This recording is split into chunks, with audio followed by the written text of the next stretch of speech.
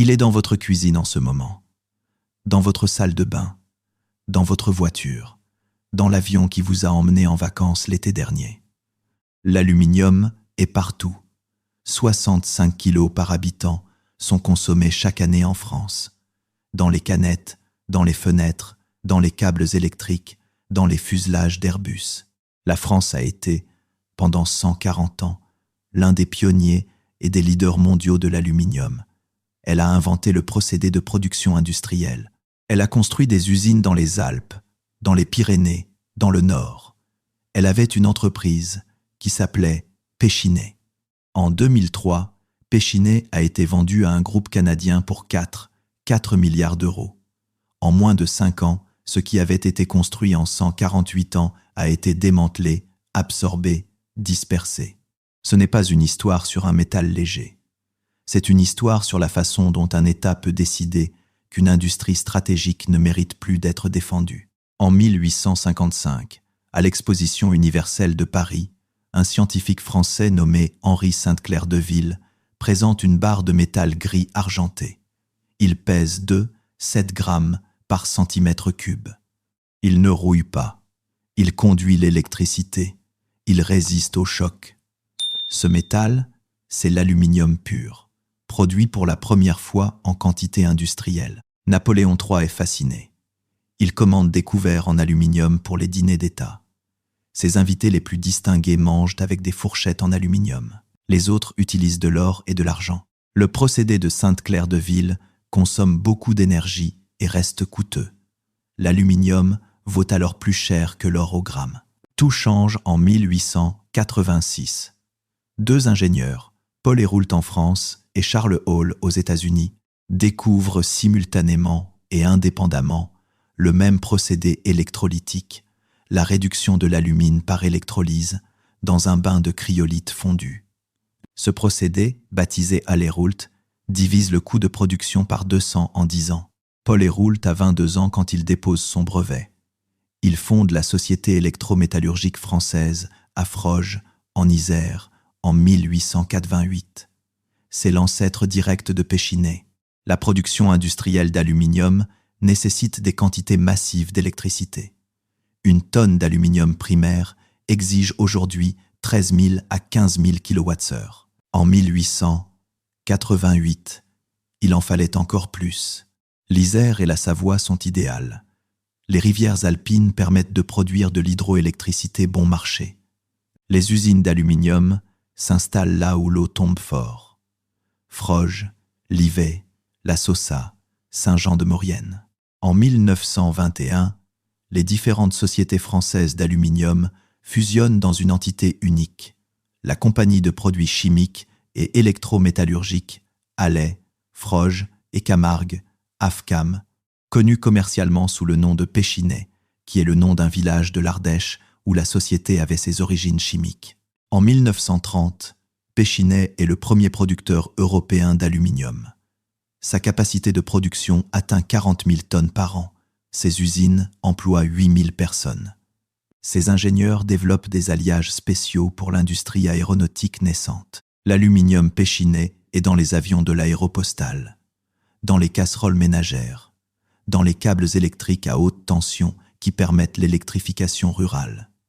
La Deuxième Guerre mondiale freine la production, mais ne détruit pas les capacités. Les usines alpines sont difficiles à bombarder et restent en service pendant toute l'occupation. À la Libération, Pechiney relance immédiatement. Le monde reconstruit a besoin d'aluminium. De 1950 à 1975, Pechiney connaît sa plus grande période d'expansion. La demande mondiale d'aluminium double tous les 10 ans. La France investit dans des capacités nouvelles. L'usine de Dunkerque, ouverte en 1961, est construite près du port pour faciliter l'importation de bauxite. Elle devient l'une des plus grandes cuves d'électrolyse d'Europe. Capacité initiale, 120 000 tonnes par an.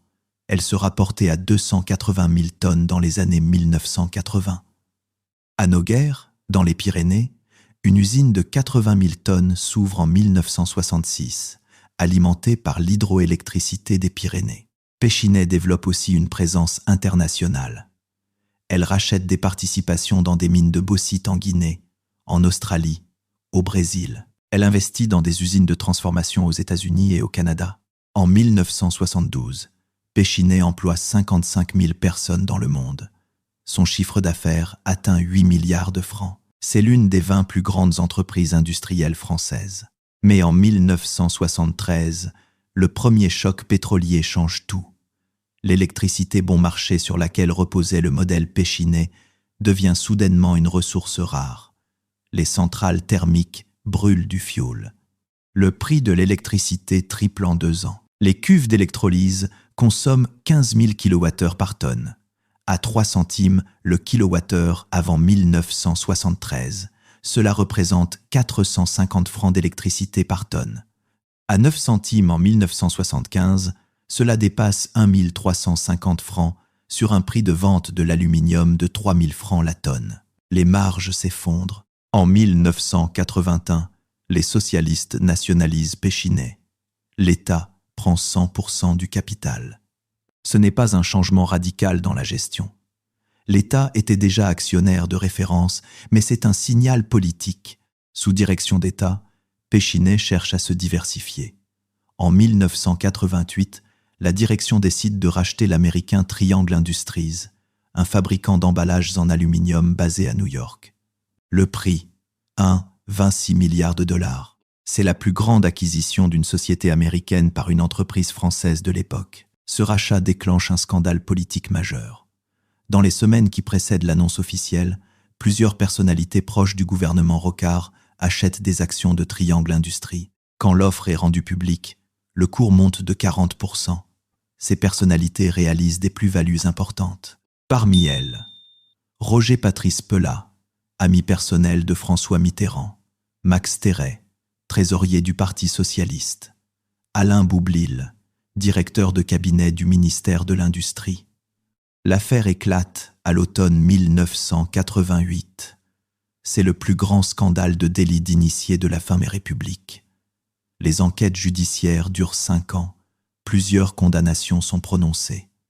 Roger Patrice Pelat meurt en mars 1989 avant d'être jugé d'une crise cardiaque. L'affaire entache durablement l'image de Péchinet. Elle associe l'entreprise à la corruption politique plutôt qu'à son excellence industrielle. Quand viennent les grandes décisions des années 1990, Péchinet est déjà fragilisé politiquement.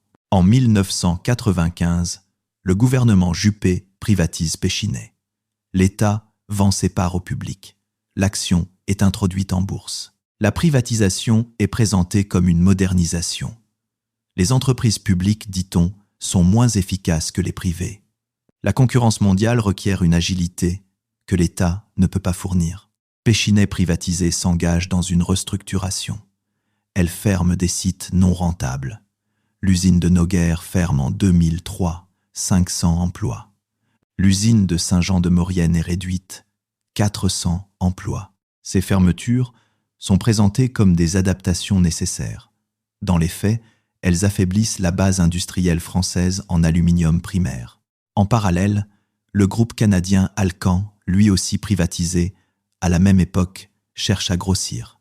Il est le 2e producteur mondial d'aluminium, derrière l'américain Alcoa. Pour devenir numéro 1, il lui faut Péchinet. Les négociations commencent discrètement en 2002. Le gouvernement Raffarin, ministre de l'économie, Francis Maire, lui-même ancien PDG d'Usinor, étudie la proposition. La Commission européenne doit également approuver le rachat. En octobre 2003, Alcan lance une OPA amicale sur Péchinet. Prix offert, 48, 50 € par action, soit une prime de 34% sur le cours. Valorisation totale, 4 milliards d'euros. Le conseil de surveillance de Péchinet recommande l'acceptation. Le gouvernement français ne s'y oppose pas. L'OPA réussit. Péchinet devient une filiale d'Alcan. Il ne reste plus aucun grand producteur d'aluminium indépendant sous pavillon français. Alcan promet, lors de l'acquisition, de maintenir les emplois français pendant 2 ans. C'est une condition informelle négociée avec Paris. Elle ne figure dans aucun accord contraignant. En 2005, 2 ans après la fusion, les premières restructurations commencent. Alcan intègre les équipes de recherche et développement Péchinet dans ses propres centres au Canada et en Suisse. Le centre de recherche Péchinet de Saint-Jean-de-Maurienne est réduit de 400 à 80 chercheurs.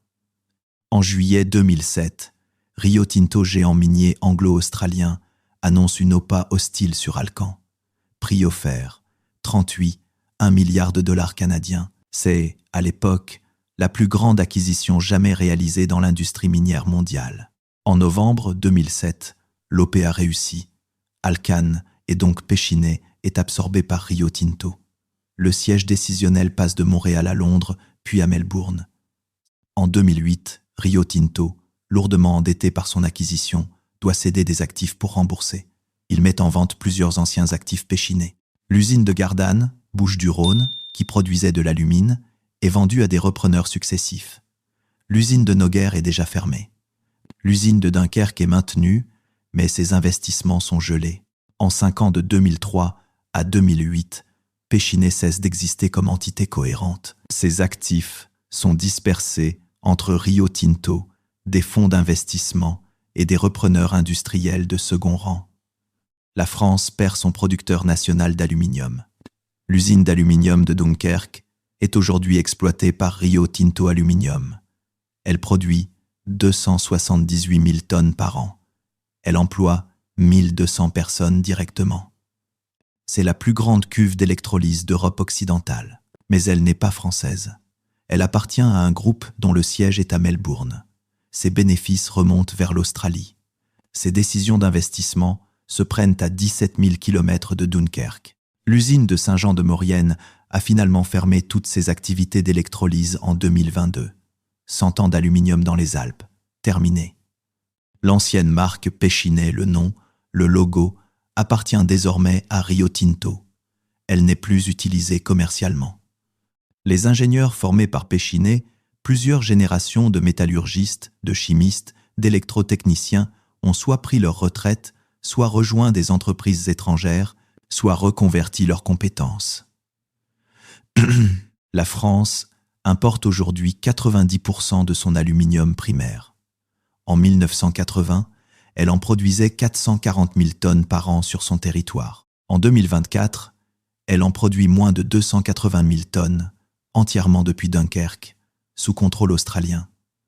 La bauxite, la matière première, vient de Guinée et d'Australie. L'alumine est transformée à Gardanne pour la partie chimique. L'aluminium est fondu à Dunkerque. Les décisions se prennent à Melbourne. L'inventeur du procédé industriel de l'aluminium était français. L'aluminium produit en France ne l'est plus vraiment. Quelque part en ce moment, quelqu'un ouvre une canette de boisson en aluminium sans penser que ce métal a une histoire et qu'une partie de cette histoire s'est jouée dans des vallées alpines pendant 140 ans avant d'être vendue pour 4 milliards d'euros et démontée en 5.